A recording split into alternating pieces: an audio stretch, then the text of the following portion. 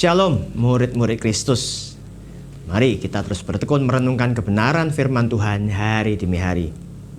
Mari sama-sama kita belajar perikop firman Tuhan melalui menjadi murid Kristus. Selama 2 hari atau 3 hari ke depan kita akan sama-sama mempelajarinya. Tema kita hari ini adalah jangan mengobral janji. Nas kita terambil dari Lukas 9 ayat 57 sampai 58 yang berbunyi demikian. Ketika Yesus dan murid-muridnya melanjutkan perjalanan mereka, berkatalah seorang di tengah jalan kepada Yesus, "Aku akan mengikut engkau kemana saja engkau pergi." Yesus berkata kepadanya, "Serigala mempunyai liang dan burung mempunyai sarang, tetapi anak manusia tidak mempunyai tempat untuk meletakkan kepalanya." Istilah follower tentu sudah tidak asing, terutama bagi Anda yang aktif di medsos. Kita bisa memilih untuk follow seseorang sehingga melalui berbagai hal yang ia upload, kita akan mengetahui lebih banyak aktivitas kesehariannya, bahkan kehidupan pribadinya.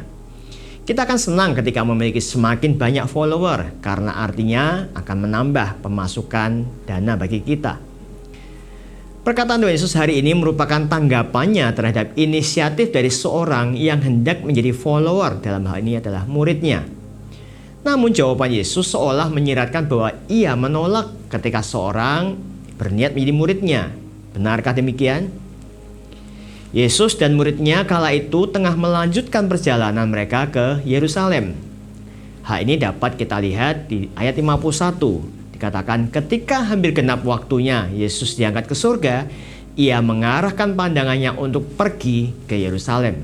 Pertanyaannya adalah untuk apa? Yaitu untuk mengalami penderitaan salib.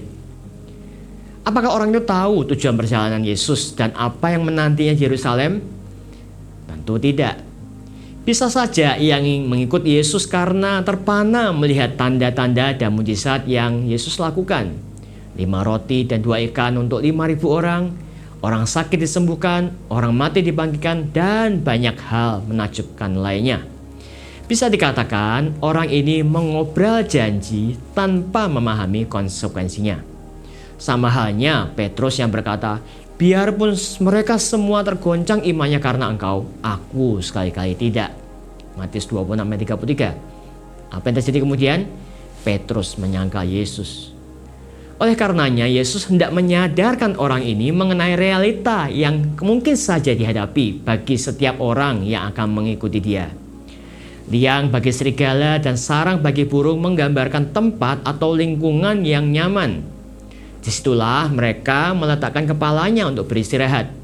Anak-anak serigala dan burung mendapatkan kehangatan di tengah terpaan angin malam atau hujan. Namun yang Yesus alami justru sebaliknya. Ia ditolak di mana-mana. Ia dibenci oleh tua-tua dan orang Farisi yang berusaha dengan berbagai cara untuk mencari kesalahannya. Penduduk Nazaret, tempat di mana ia dibesarkan, pun menolaknya, termasuk saudara-saudaranya sendiri tidak mempercayainya. Dan salib adalah puncak dari penderitaannya. Tuhan Yesus hendak menyadarkan kita sebagai murid-muridnya di zaman ini.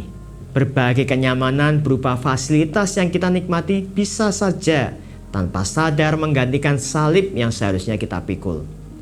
Pertanyaan sederhana, masihkah kita mau beribadah atau menghadiri connect ketika hujan deras mengguyur? Masihkah kita mau melayani Tuhan ketika orang lain tidak menghargai jerih lelah kita? Jika Yesus pribadi yang kita ikuti tidak punya tempat meletakkan kepalanya, mari kita belajar mengesampingkan kenyamanan dan sebaliknya memikirkan ketidaknyamanan yang mungkin kita hadapi ketika memutuskan untuk mengikuti Dia. Amin.